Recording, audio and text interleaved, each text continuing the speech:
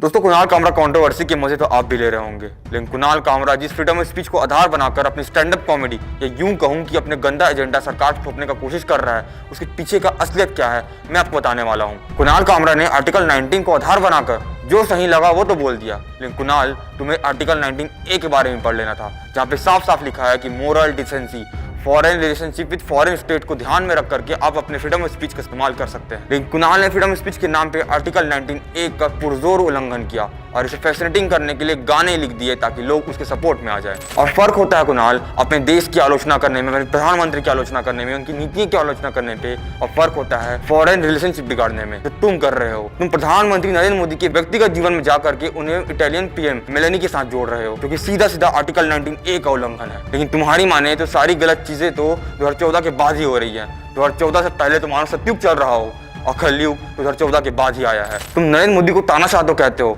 तुम भारतीय सरकार को तानाशाही का प्रतीक कह देते हो, लेकिन मैं तुमसे पूछना चाहता हूँ कि कौन सी तानाशाही वाले देश में इतना कुछ करने के बाद, ऐसी बातें बोलने के बाद लोग खुले घूम सकते हैं? लगता है तुम्हारी तानाशाही की परिभाषा ही अलग है। तुम्हें शायद ये याद रखना चाहिए कि एक समय पे इमरजेंसी लगा था सिर्फ इसलिए क्योंकि एक पार्टी को अपनी सरकार बचानी थी। तो क्या वो तानाशाही नहीं थी? लेकिन तुम इसके बारे में कैसे बोल सकते हो? तुम्हारी फंडिंग रुक जाएगी। दोस्तों, मुझे पता है कुछ लोग ऐसे भी हैं जो फैसिनेटिंग चीज़ों को छोड़ करके जस का तस मतलब की तार्किक बातों पर विश्वास रखते हैं, और इसलिए मैं आपके सामने हूँ तार्किक बात रखने के लिए। तो अगर मेरी बात आपको सही लगी तो कमेंट बॉक्स में अपनी राय जरूर बताएं।